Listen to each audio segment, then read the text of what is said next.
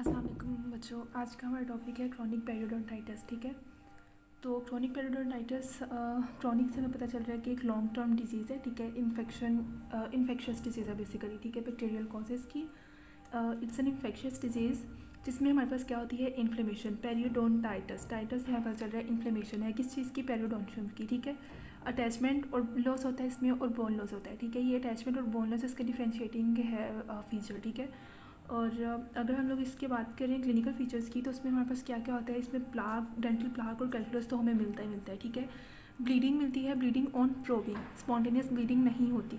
Pocket formation होती है, swelling, gingival swelling, redness, stippling loss.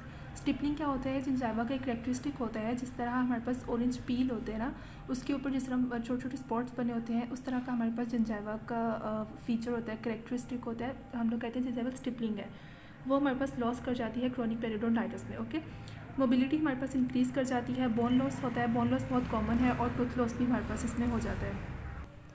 इसके अलावा हमारे पास फर्केशन इन्वॉल्वमेंट हमें मिलती है। ठीक है, और ये सारे हमारे पास इसके क्लिनिकल फीचर्स हैं क्रॉनिक पेरियोडोंटाइटिस के। ओके, अगर हम लोग इसकी क्लासिफिकेशन की बात करें ना, तो वो डिफरेंट टाइप्स पे होती हैं हमारे पास, डिफरेंट बेसिस पे होती है। ठीक है, जैसे अगर हम लोग डिस्ट्रीब्यूशन के बेसिस पे बात करें, तो उस पर हमारे पास होती है localized chronic periodontitis and generalised.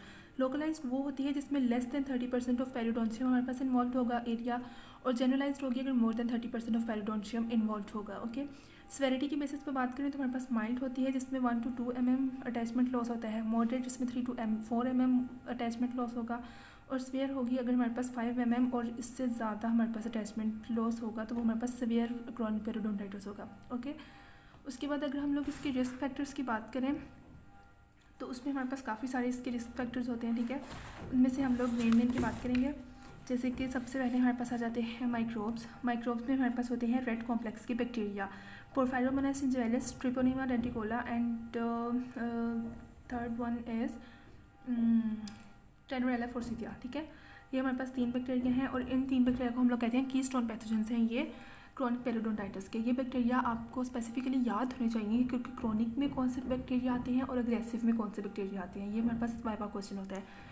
अच्छा, ये बैक्टीरिया बेसिकली क्या करते हैं, डिस्बायोसिस कर देते हैं। हमें पता है हमारा ओरल फ्लोरा होता है। ठीक है, उसमें जो हमारे पास बेनिफिशियल बैक्टीरिया स्पीशीज़ है ना, उनको कम कर देते हैं, और ये जो हार्मफुल स्पीशीज़ हैं वो ज़्यादा हो जाती हैं, तो एक डिस्बायोसिस वाली सिचुएशन आ जाती है। ठीक है, इसके अलावा रिस्क फैक्टर्स कौन से, लोकल फैक्टर्स हमारे पास होते हैं, लाइक कैल्कुलस और रेस्टोरेशन ओवर हैंग्स आ जाती हैं, डेंटल ग्रूव्स होती हैं, और केरियस। ठीक है, ये सारे हमारे पास लोकल फैक्टर्स हैं। सिस्टेमिक में हमारे पास डायबिटीज़ आती है। हमें पता है डायबिटीज़ क्या करती हैं, हमारे पास डायबिटीज़ जो है वो ओवरऑल भी इम्यूनिटी कम कर देती हैं बॉडी की, और पेरियोडोंशियम क्रॉनिक पेरियोडोंटाइटिस तो ये ऑब्वियसली कॉज करती है। ये मेडिसिन में भी आपसे पूछा जा सकते हैं, और पहले में भी ये वाइवा क्वेश्चन होता है कि डायबिटीज़ बेसिकली करती क्या है, ये क्रॉनिक पेरियोडोंटाइटिस कॉज करती है। ओके, इम्यूनोलॉजिकल रिस्क फैक्टर्स भी होते हैं, और बिहेवियरल हमारे पास सिगरेट स्मोकिंग और स्ट्रेस से बेसिकली हम लोग ये बिलीव करते हैं कि स्ट्रेस होता है पेशेंट को, तो वो स्मोकिंग की तरफ आता है, सिगरेट स्मोकिंग की तरफ, और वो मतलब उसका बहुत अनयूजुअल सा बिहेवियर हो जाता है पेशेंट का स्ट्रेस में, वो किसी से थेरेपी लेना या फिर ट्रीटमेंट लेना मतलब अच्छा नहीं समझता।